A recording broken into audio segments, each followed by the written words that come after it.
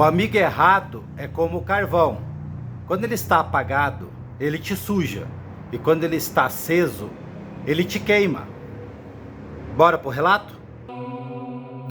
Me chamo Maurício, tenho 58 anos, sou de Feira de Santana e essa história aconteceu comigo há 8 anos atrás. Eu sempre morei nesta cidade e, como quase toda pessoa que tem um amigo de infância, eu também tinha um. Nós crescemos juntos, tudo que fazíamos, escola, festas e até brigas, a gente fazia juntos. Só que o tempo passou muito rápido e logo nós ficamos adultos. E como sempre moramos na mesma cidade, mesmo sendo adultos, morávamos perto um do outro e de vez em quando a gente se encontrava para bater um papo. Mas eu sempre percebi uma coisa nele que me deixava encafifado.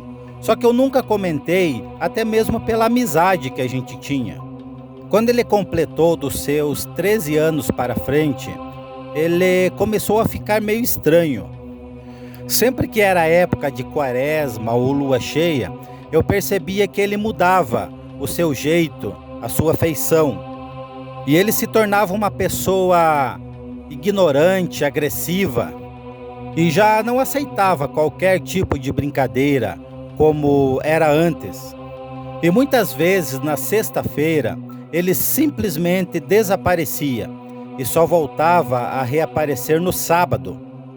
Eu às vezes perguntava aonde que ele estava e ele sempre vinha com uma desculpa esfarrapada.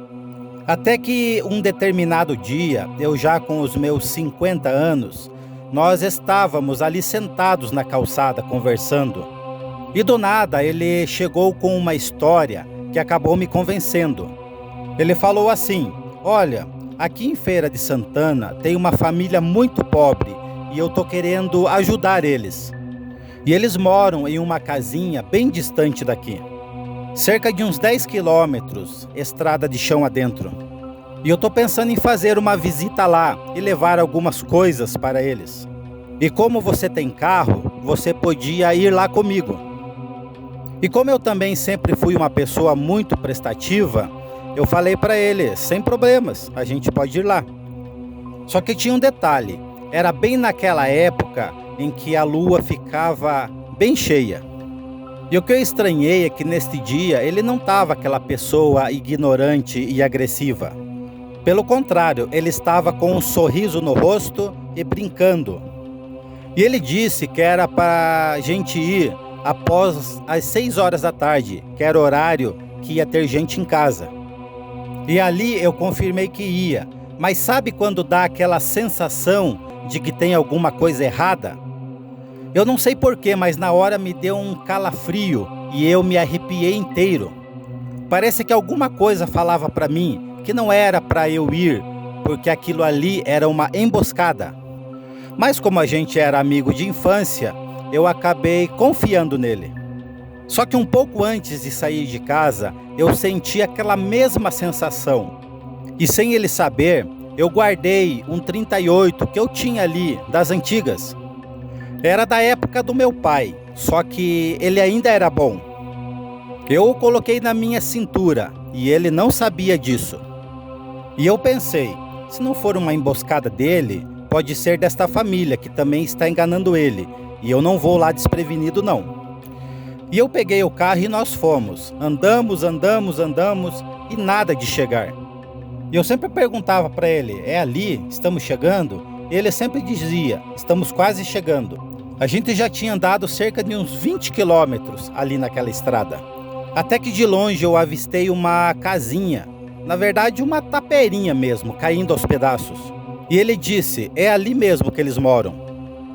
E eu fiquei meio cabreiro, porque ali não tinha lâmpada, não tinha luz, não tinha nada. Realmente ali parecia uma casa abandonada, que há tempos ninguém morava ali. E eu, sabendo que estava com a arma na cintura, fui deixando. Mesmo cabreiro, eu fui dando corda para ele. E ele comentou, vamos lá, não tem cachorro não. Eu até brinquei com ele, mas como que vai ter cachorro se nem gente tem? Ele falou: tem sim, é que eles são bem do mato, envergonhados, se não chegar lá e não chamar, eles não saem para fora. Isso já devia ser quase umas 8 horas da noite. E a gente ficou sentado ali fora esperando. E ele falou: nossa, já era para eles estarem aqui, eles falaram que iam estar aqui. Vamos esperar mais uma meia hora. Só que eu percebi que ele olhava muito para a lua. Ele olhava e ele começou a ficar inquieto. E ele começou a suar frio. E eu perguntei para ele se ele estava passando bem. E ali eu percebi que ele olhou para mim com os olhos arregalados, mas não falou nada. E do nada ele se levantou e foi para trás da casa. E eu escutei o barulho dele entrando dentro da casa. E eu pensei: ué, se ele poderia ter entrado na casa, por que até agora ele não entrou? E eu, achando que ele estava passando mal ali na casa, eu fui atrás. E como ali não tinha luz e estava tudo escuro, eu já tinha pegado a minha lanterna que eu carregava no carro. E quando eu forcei a porta e entrei, ele estava ali, parado.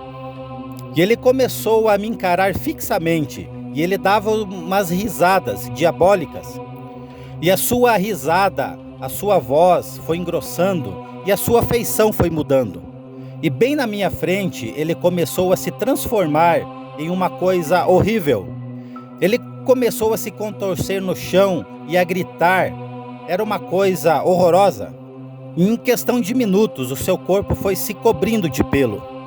E eu, sem ter mais dúvidas que ele estava se transformando em um lobisomem, eu saí dali correndo. E quando eu estava quase chegando no carro para entrar, eu senti um baque nas costas que eu caí longe. Ele já tinha se transformado por completo.